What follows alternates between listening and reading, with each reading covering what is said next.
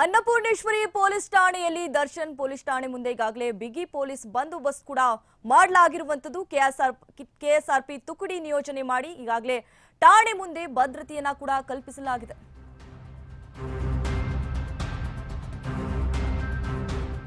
Annapoorneshwari police ಠಾಣೆಯಲ್ಲಿ ಈಗಾಗಲೇ ನಟ ದರ್ಶನ್ ಅವರನ್ನ ಕೂಡ ಅರೆಸ್ಟ್ ಮಾಡಲಾಗಿದೆ. ಈಗಾಗಲೇ ಪೊಲೀಸ್ ಕಸ್ಟಡಿಯಲ್ಲಿ ಕೂಡ ಇದ್ದಾರೆ. ಈಗ ವಿಚಾರಣೆ ಕೂಡ ಇವತ್ತು ನಡೆಸಲಿದ್ದಾರೆ ಪೊಲೀಸರು. ಪೊಲೀಸ್ ಠಾಣೆ ಮುಂದೆ ಈಗಾಗಲೇ ಹಲವು ರೀತಿಯಾದಂತಹ ಬಿಗಿ ಪೊಲೀಸ್ ಬಂದೋಬಸ್ತ್ ಕೂಡ ಮಾಡಲಾಗಿದೆ. ಕೆಎಸ್ಆರ್ಪಿ ತುಕಡಿ ನಿಯೋಜನೆ ಮಾಡಿ ಠಾಣೆಗೆ ಒಂದು ರೀತಿಯಾದಂತಹ ಭದ್ರತೆಯನ್ನ ಕೂಡ ಅಲ್ಲಿರುವಂತಹ ಕೆಎಸ್ಆರ್ಪಿ ತುಕಡಿ ಕೂಡ ನಿಯೋಜನೆಯನ್ನ ಮಾಡಲಾಗಿದೆ. ಮರ್ಡರ್ ಕೇಸ್ನಲ್ಲಿ ದರ್ಶನ್ ಅಂಡ್ ಗ್ಯಾಂಗ್ 6 ದಿನ ಕೂಡ ಕಸ್ಟಡಿಗೆ ಅವರನ್ನ ಕೊಟ್ಟಿರುವಂತದ್ದು. 13 ಆರೋಪಿಗಳನ್ನ ಪೊಲೀಸ್ ಕಸ್ಟಡಿಗೆ ಈಗಾಗಲೇ ಕೋರ್ಟ್ ಕೂಡ ನೀಡಿದೆ.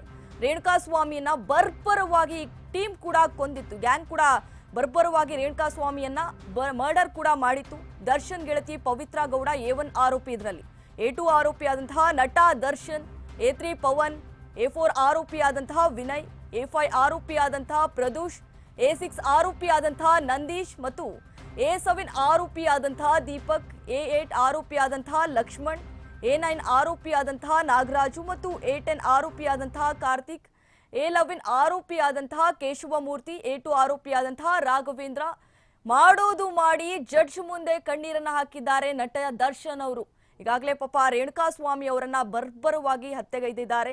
ಒಂದು ಕಾರಣಕ್ಕೆ ಅಶ್ಲೀಲ ಮೆಸೇಜ್ ಮಾಡಿದ್ರು ಅನ್ನುವಂಥ ಕಾರಣಕ್ಕೆ ಅವರನ್ನ ಬರ್ಬರವಾಗಿ ಈಗಾಗಲೇ ಹತ್ಯೆ ಮಾಡಲಾಗಿದೆ. ಹಾಗಾಗಿ ಇವತ್ತು ವಿಚಾರಣೆಯನ್ನ ನಡೆಸ್ತಾರೆ ಅನ್ನಪೂರ್ಣೇಶ್ವರಿ ಪೊಲೀಸ್ ಠಾಣೆಯಲ್ಲಿ. ಈಗಾಗಲೇ ಅವರು ನಟ ದರ್ಶನ್ ಇದ್ದಾರೆ. ಹಾಗಾಗಿ ಒಂದು ರೀತಿಯಾದಂತಹ ಬಿಗಿ ಪೊಲೀಸ್ ಬಂದೋಬಸ್ತ್ ಕೂಡ ಅಲ್ಲಿ ನಿಯೋಜನೆಯನ್ನ ಮಾಡಲಾಗಿದೆ. ಇವತ್ತು ಹೆಚ್ಚಿನ ವಿಚಾರಣೆಗಾಗಿ ನಟ ದರ್ಶನ್ ಈ ಆರೋಪಿಗಳಾದಂತಹ ಎಲ್ಲರೂ ಕೂಡ ಇವತ್ತು ವಿಚಾರಣೆಯನ್ನ ಮಾಡಲಾಗುತ್ತೆ.